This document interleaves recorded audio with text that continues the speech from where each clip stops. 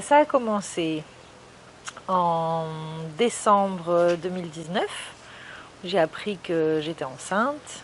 Donc j'ai appris que j'étais enceinte, j'étais déjà à 1 mois de grossesse. J'ai fait le circuit classique, c'est-à-dire que je suis allée voir une gynécologue qui m'a fait la première échographie pour me confirmer que j'étais bien enceinte.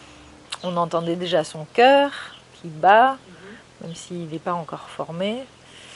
Et ensuite, je suis un peu lâchée dans la nature, avec quand même une obligation de venir tous les mois faire une prise de sang pour l'histoire de l'immunité à la toxoplasmose, qui n'était pas mon cas. Voilà, donc j'avais quand même l'obligation de venir tous les mois à la clinique pour faire cette prise de sang et des échographies assez régulières prévues. En parallèle de ça, j'aurais pu, moi de mon côté, ce que j'avais envie au départ, en fait, donc trouver une sage-femme avec qui j'aurais pu avoir un accompagnement à domicile et peut-être du coup une naissance à domicile. Donc moi j'étais un peu freinée par l'idée d'accoucher à la maison, parce que ma maison proche de la route, un peu bruyante, pas de baignoire, et puis avec trop de béton, enfin voilà, des choses un peu qui peuvent paraître très techniques, mais en fait qui moi me parlaient pas. En tout cas, voilà, après j'ai quand même voulu dépasser cet a priori et me dire qu'avec un accompagnement, ça aurait pu quand même se faire dans cette maison. Donc je me suis renseignée un peu autour de moi, vers qui j'aurais pu me tourner. Et il se trouve que la sage-femme qu'on m'a conseillée, en fait, quand j'ai voulu rentrer en contact avec elle, je me suis retrouvée face à un mur, parce qu'en fait elle s'était retrouvée dans l'interdiction d'exercer à cause des assurances. Je me suis rendu compte que c'était pas si simple pour les sages-femmes de faire des naissances comme ça à la maison.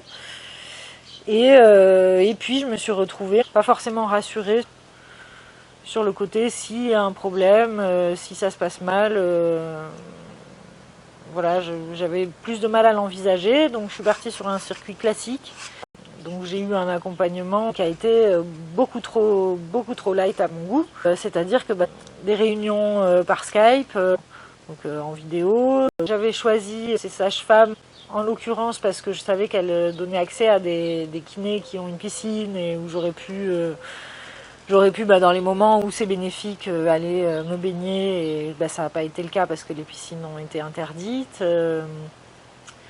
Après, tout ce qu'on peut voir dans les films, préparation à la respiration pour les contractions et tout ça, tout ça, ça a été fait derrière un écran où on t'apprend à respirer, mais en fait, ça... Enfin, voilà, moi, j'ai pas été satisfaite en tout cas de tout ça. On a eu quand même, avec mon compagnon, on a eu des rendez-vous où on était ensemble avec les sages-femmes en vrai. Et c'est pareil, en fait, je trouvais ça très technique. On nous apporte énormément d'éléments techniques sur la naissance. On ne nous prépare pas forcément à la réalité. Moi, ce qui m'a manqué surtout, c'est de me dire ça peut être différent, en fait.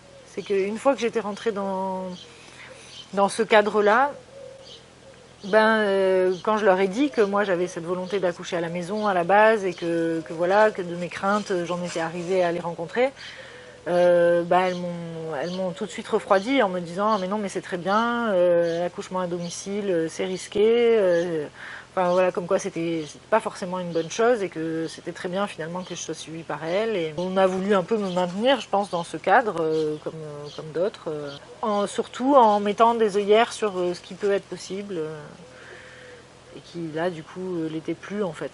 C'était même plus envisageable. C'était très technique, et même si elles étaient sympathiques, parce que du coup j'avais 2 sages-femmes qui travaillent ensemble, très sympathiques, mais pas de... Moi qui n'ai plus ma maman, je m'attendais, j'avais une idée en tout cas de l'accompagnement de la sage-femme beaucoup plus humain, et beaucoup plus sur le ressenti profond qu'on peut avoir, sur les émotions qu'on traverse, sur... sur un tas de choses qui sont pas du tout abordées, où c'est vraiment bon bah il faut respirer comme ça et pas comme ça, et si on a des problèmes de dos, de machin, alors là on nous prend en charge. Moi il se trouve que j'avais pas de désagréments, j'avais pas de nausées, j'avais pas de mal de dos, donc tout allait bien quoi. Alors qu'en fait, je pense que j'avais énormément de questions et puis de choses sur d'autres plans qui auraient pu être pris en charge, où il y aurait pu avoir une attention particulière. Moi en tout cas c'est ce que j'aurais aimé. Alors on m'a parlé d'aptonomie, bon, je me suis renseignée moi-même en fait, et dans mon secteur là, jusqu'à Montpellier, donc jusqu'à 30 km, il n'y a personne qui est formé à l'aptonomie. Donc il aurait fallu que je sois suivie à Montpellier. En fait, toutes les petites demandes un peu spécifiques, un peu pointues, moi en tout cas les personnes qui m'ont suivi n'étaient pas formées à ça, et soit étaient réticentes, soit n'étaient pas formées à ça. Donc voilà, c'est resté très basique. On conseille aux mamans qui sont dans le dernier mois de grossesse de beaucoup bouger, si leur corps le permet, si leur col n'est pas trop dilaté. Voilà, moi ce qui n'était pas mon cas, mon col n'était pas dilaté, donc j'aurais pu énormément bouger, sauf que on se retrouvait au mois de juillet, qu'il faisait une chaleur infernale ici, et que je bougeais le soir, mais la journée j'y arrivais pas. C'était pas possible quoi, même si je sortais quand même, mais voilà, je faisais pas vraiment d'activité. Je suis arrivée au terme en fait sans aucune contraction. Mon bébé était positionné la tête en bas, mais pas engagé dans le bassin. Donc mon col était toujours fermé au moment du terme, ma dernière échographie, le jour du terme du coup. La gynécologue m'a dit, en fait, il n'est pas engagé, donc il n'est pas prêt à arriver, mais par contre, le placenta et tout ça, tout son environnement fait qu'il peut encore rester un moment. Et parce que des fois, on arrive à terme et on me dit, oulala, non, là, en fait, le bébé, il n'a plus de quoi survivre, il faut qu'il sorte. Moi, c'était pas du tout le cas. Donc, quand elle m'a dit ça, j'étais rassurée. Je me dis, il arrivera quand il arrivera. Moi, j'étais pas plus pressée que ça. Et là, on rentre dans la partie qui m'a beaucoup moins plu, c'est-à-dire qu'elle fait tout un petit calcul entre le placenta, la taille du bébé, le jour du terme, la position du bébé. Et là, elle fait tout un rapport, un mélange de chiffres. Elle en arrive à un rapport, un chiffre qui doit se trouver entre 0 et 5, ou je sais plus. Et moi, il se trouve que c'était pas bon. Voilà. Donc, par rapport à la position du bébé, sa taille et mon col et tout ça, il fallait prévoir un déclenchement, parce que on pouvait pas attendre une semaine selon elle. Donc, sur ce, elle m'a laissé. Donc ça, c'était un samedi. Légalement, on peut attendre une semaine pour le déclenchement. Donc j'aurais pu attendre, même avec ces conditions-là, j'aurais pu attendre jusqu'au samedi d'après. Mais voilà, elle me dit, on se donne rendez-vous lundi. Et lundi, on voit comment ça a avancé. Donc là, moi, j'ai fait une séance d'acupuncture. Je fais de l'ostéopathie pour essayer parce que voilà, c'est des techniques qui permettent des fois le déclenchement de manière naturelle. Donc ce que j'ai fait, et le lundi, je suis arrivée à la clinique, et mon col avait un tout petit peu bougé, mais voilà. On va devoir prévoir un déclenchement. Et donc mon docteur m'avait prévu ce déclenchement le mercredi. Donc samedi, dimanche, lundi, mardi, mercredi, 5 jours après, j'aurais pu attendre 7 ou quelques jours de plus. Donc je l'ai appelé, je lui ai demandé de repousser cette date, parce que moi ça me paraissait trop tôt, et puis que je voulais attendre, laisser la chance à mon bébé d'arriver avant tout seul. Et là, elle m'a convaincue de ne pas attendre le week-end. Alors déjà, le week-end, les déclenchements ne sont pas possibles en clinique, étant donné qu'ils sont en effectif réduit. Donc le samedi, ça n'aurait pas été possible, le samedi qui était le dernier jour possible. Donc le vendredi, mais le vendredi, elle ne travaillait pas à la clinique. Et elle m'a dit, comme j'ai fait tout votre suivi de grossesse, eh ben, il faudrait que je sois là. Ça serait mieux que de vous confier à notre gynécologue. Et donc elle m'a convaincue, en fait, moi j'étais vraiment partante pour lui dire non, non, non, et puis finalement, je lui ai dit, bon si c'est vous qui le dites, voilà, je vous fais confiance, ok, alors dans ce cas-là, mercredi. Donc le mercredi, moi ce qui s'est passé, c'est que mon compagnon il travaillait, donc il est rentré le mardi soir à minuit, comme il travaillait en restauration. On a eu une grosse fuite dans le garage, grosse fuite d'eau, donc qui m'a un peu stressée parce que à minuit on n'appelle pas un plombier, mais le lendemain on devait aller à la clinique et en même temps laisser cette fuite, enfin voilà, c'était compliqué, donc on a coupé l'eau. Donc moi j'ai pas perdu les eaux, mais la maison elle les a perdues, c'était quand même drôle, mais en même temps pas si drôle sur le moment. Et donc mon compagnon ne travaillait pas le mercredi, jeudi, donc on est partis ensemble le mercredi matin. Moi j'ai très mal dormi, donc je suis arrivée à la clinique,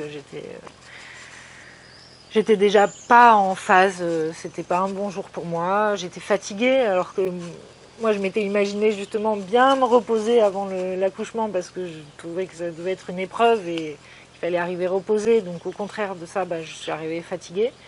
Ce qui était prévu, c'était un déclenchement par hormone de synthèse, par ocytocine en premier lieu. Donc ça, on écarte parce que c'était plus nécessaire vu que mon col avait commencé à s'ouvrir. Donc là, je dis ouf, alors peut-être que je peux rentrer chez moi. Et non, en fait. Alors non, en fait, on va rester sur le déclenchement de ce jour. Et là, on me propose de me percer la poche des os, ce qui là, pour le coup, fait un déclenchement rapide. Et ça a été le cas, donc on m'a percé la poche des os à 11h le matin. Et on est parti faire un petit tour, j'ai dit on va marcher un peu, parce que là ça allait.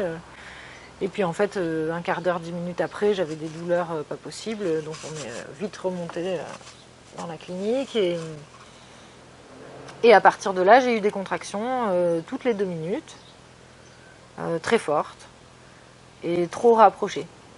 Et ma gynécologue est passée dans mon souvenir 2 fois, est restée 5 minutes, les 2 fois, parce qu'elle avait forcément d'autres patients à voir et d'autres choses à faire. Donc elle est passée 2 fois 5 minutes pour me dire ah mais ça va pas du tout, vos contractions sont beaucoup trop rapprochées, c'est pas les contractions qui sont bénéfiques pour la naissance.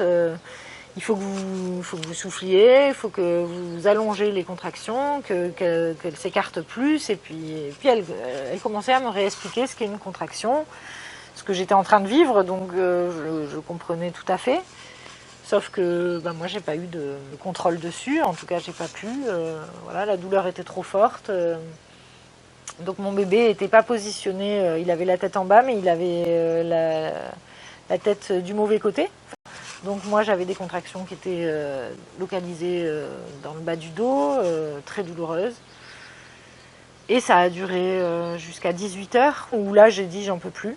Il y a l'anesthésiste qui passait par là et j'ai dit écoutez, je pense que la péridurale j'en voulais pas, mais là finalement oui. Et parce que mon col était toujours pas dilaté non plus. Pour le coup il était resté à 2, donc contraction complètement inefficace effectivement. J'ai donc demandé à l'anesthésiste de me prendre en charge. Elle m'a fait la péridurale, donc c'était horrible. Puis c'est très difficile parce qu'il ne faut pas bouger. Il ne faut pas bouger d'1 centimètre, quoi. Enfin, il faut vraiment être immobile. Donc ça a été très long. Et elle n'a pas marché. Je lui ai demandé de revenir. Elle m'a fait une nouvelle injection d'un produit. Parce qu'en fait, mes contractions avaient été tellement fortes et tellement longues que mon seuil de douleur était trop haut, en fait, par rapport à la péridurale classique. Donc il a fallu qu'elle me rajoute du produit pour cette fois-ci que je crois que c'était à 21h où j'ai enfin plus de douleur. Et mon col s'est dilaté à partir de ce moment-là. À partir du moment où j'ai plus eu mal, j'ai sûrement pu respirer normalement. La naissance est arrivée, donc c'est-à-dire que en fait, mon bébé, il était coincé sur le bassin, il n'arrivait pas à s'engager. Donc j'ai eu à peu près 1 heure de poussée. On a essayé de l'inciter à sortir, à se déplacer. Donc elle m'a fait aussi les ventouses pour essayer de l'aider à faire ce demi-tour et à sortir. Donc ça a duré à peu près 1 heure jusqu'au moment où du coup la gynécologue qui n'était pas la mienne, qui était celle du soir, parce qu'on se retrouvait du coup aux horaires du soir, donc la mienne était rentrée chez elle, et puis ben, moi j'étais avec cette femme qui était très bien d'ailleurs, qui était très chouette, très sympathique, et qui à un moment donné a dit bon bah là ça y est, ça commence à être un peu risqué à la fois pour vous et à la fois pour le bébé, surtout pour le bébé parce que moi je me sentais pas spécialement à bout de force. Et donc on est parti en césarienne semi-urgente et qui s'est passée assez vite quand même. On est quand même assez vite descendu au bloc opératoire. Là, je me retrouve derrière le drap à vivre une naissance particulière parce que on sent les choses, mais on n'a pas de douleur, mais on sent un peu tout ce qu'on nous fait dans le ventre. Et puis bébé est arrivé, a vu le jour, on me l'a présenté et puis il est parti avec son papa. Il est parti avec son papa assez rapidement quand même. J'ai pas eu, je dirais, peut-être 15 secondes à pouvoir lui faire un bisou, le voir, et puis ils sont partis. Et voilà. Et ensuite, on m'a recousu. Donc ça m'a paru très très long. Et en fait, effectivement, ça a été très très long. Je crois que j'ai passé bien 1 heure et demie à me faire recoudre. Parce que j'ai appris, donc ensuite, j'ai appris que ma vessie était apparemment mal positionnée. La vessie, normalement, quand on est enceinte, se place sur le côté. Moi, la mienne était restée au centre. Et donc, on m'avait ouvert la vessie au passage de l'ouverture de la césarienne. Donc, on a dû me recoudre la vessie, me recoudre le ventre. Et j'ai eu une sonde urinaire pendant 10 jours, suite à l'accouchement. Voilà, et ensuite, mon petit bébé était là, on s'est retrouvés, et il se trouve que donc du fait de cet accouchement un peu compliqué, du fait qu'il bloquait sur le bassin, il est né avec un torticolis, donc un torticolis de naissance qui est assez classique, et un retrait de la mâchoire assez important. Donc là, on ne sait pas trop à quoi c'est dû. C'est peut-être dû, c'est une formation comme ça. En tout cas, il est né comme ça. Donc il n'a pas pu téter. Donc il n'y a pas eu la première mise au sein. Enfin, il y a eu, mais ça s'est très mal passé. Et il n'arrivait pas à prendre le sein. Donc ensuite, on a pris ça en charge assez vite. On a pu faire venir un ostéopathe à la clinique qui l'a manipulé et qui, au bout de plusieurs séances, on a réussi à régler ce problème. Aussi le fait qu'il ait grandi parce que finalement il a réussi à téter 1 mois et demi après. J'avais vraiment la volonté d'allaiter, aussi du fait de cet accouchement qui a été catastrophique. Je pense que je me suis un peu accrochée à cette idée de quand même avoir quelque chose de naturel, quelque chose que je m'étais imaginé, et puis oui, quelque chose de naturel. Donc je me suis dit non, on va y arriver, quoi. Il y a beaucoup de mamans, je le sais, qui abandonnent quand ça se passe mal, parce que c'est vrai que c'est très difficile à supporter les cris de son bébé et de rien pouvoir faire, alors qu'on a du lait qui déborde. Et moi, je me suis accrochée à cette idée qu'on allait y arriver, mon compagnon aussi. Et donc, on l'a alimenté avec un dispositif d'aide à l'allaitement qui est une petite paille. On met les doigts dans la bouche du bébé, il tète, parce qu'il a un réflexe de succion. Pour le coup, le doigt est assez gros pour qu'il puisse le garder en bouche. Et on insère une petite paille avec le lait que j'avais tiré auparavant. Et voilà, il est alimenté avec mon lait, mais voilà, en décalage en tout cas, et pas au sein. Et voilà, finalement, on a réussi donc avec ce dispositif, avec de l'aide aussi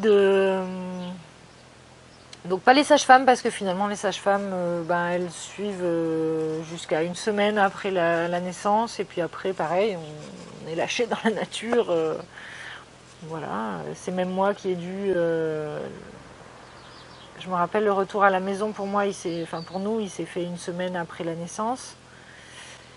Et ce qui s'est passé, donc je tirais mon lait pour pouvoir nourrir bébé. Il y avait l'aide des sages-femmes de la clinique. Puis on a essayé la mise au sein maintes et maintes fois, à chaque fois qu'il avait faim en fait. Et puis c'est elles à la clinique qui m'ont donné ce dispositif aussi qui est particulier. On m'a donné des bouts de sein aussi, enfin un tas de choses qui peuvent aider le bébé et la maman à faire l'allaitement. Du coup, parce que je me suis retrouvée toute seule avec mon bébé, à pas avoir le temps de tirer mon lait au moment où il a faim, enfin être complètement désemparée. Et j'ai appelé les sages-femmes le lendemain en leur disant qu'il fallait qu'elles viennent parce que je m'inquiétais pour mon bébé. Je pensais qu'il avait plus faim que ce que je lui donnais. Et en fait, j'ai bien fait de m'en inquiéter parce que on m'a tout de suite rassurée quand je suis partie de la clinique. On m'a dit tenez, prenez la tireuse de lait. Donc je suis partie avec. Sauf qu'en fait, ce qu'on m'avait pas expliqué du tout, c'est que la tireuse n'a pas le même effet que le bébé sur le sein. Donc le lait qu'on produit, qu'on tire, est moins important. Il aurait fallu que je tire mon lait peut-être 10 fois par jour, 15 fois par jour. Ce qui est concrètement impossible quand on est crevé et que voilà, on a un bébé qui réclame les bras aussi, il réclame pas que la tétée, il réclame aussi d'être dans les bras. Donc seule, je pouvais pas à la fois tirer mon lait, à la fois le nourrir, à la fois le prendre dans les bras. Donc, je me suis retrouvée à tirer mon lait avec bébé dans les bras. Je crois que ça a été le pire. Le pire dans toute cette histoire, ça a été ce moment-là, ce jour-là, quoi, particulièrement. Donc une semaine après la naissance, parce que j'ai eu peur en fait. Ce qui n'a pas été le cas quand j'étais à la clinique où mon accouchement était difficile, mais quand je suis partie en césarienne, ma maman a accouché par césarienne, j'avais confiance. Je sais que la chirurgie, au jour d'aujourd'hui, faire une césarienne, c'est pas inquiétant. J'ai pas eu peur. J'ai pas eu peur tant qu'on me disait que mon bébé allait bien. Voilà. Mais là, ce jour-là, j'ai eu peur parce que j'ai eu peur pour lui. Je me disais, il n'est pas assez nourri, il n'a pas assez de bras, et puis ce lien aussi pouvait lui manquer. Enfin, un tas de choses sur lesquelles j'avais trop de questions et pas assez d'éléments et voilà, de recul pour pouvoir être rassurée, quoi. Donc, j'ai demandé de l'aide, et puis l'aide qui a été, ça a été, on va le compléter parce que effectivement, il doit y avoir une prise de poids à ce moment-là, et là il reprenait pas de poids, donc effectivement c'était inquiétant. Donc heureusement ça a été très vite, elles ont vite répondu à mon appel, et donc on a complémenté bébé pendant quelques temps, jusqu'à ce qu'il arrive à téter. Déjà j'étais quand même assez, je pense que je le suis toujours, assez traumatisée par cette naissance, assez pour me dire que je voulais plus le vivre. Parce qu'on ne sait jamais, en fait. Moi, j'avais absolument pas projeté tout ça, même si je m'étais dit que ça pouvait arriver. Et donc, je me dis que ça peut aussi se reproduire. Je peux aussi repartir sur une grossesse assez sereine et puis qui finalement aboutit à une catastrophe, ou en tout cas aboutit pas comme prévu. Donc je suis restée quand même assez choquée de tout ça, mais si je devais reprévoir, je pense que je prendrais beaucoup plus de temps pour rencontrer différentes personnes et trouver des personnes en qui moi j'ai confiance. Un accompagnement plus personnel, plus humain aussi, mais l'humain dans sa globalité, pas que sur le côté physique, bébé va bien, vous allez bien, bon tout va bien. Suivi un peu de manière un peu plus proche, quoi. Un peu plus, Et ce qui apparemment d'ailleurs est le cas pour les sages-femmes qui suivent des naissances à domicile, enfin des grossesses qui prévoient d'aboutir comme ça, où apparemment le suivi est beaucoup plus régulier et beaucoup plus... Enfin, ça peut devenir même des amis, je pense, tellement le lien, voilà, la relation est plus proche.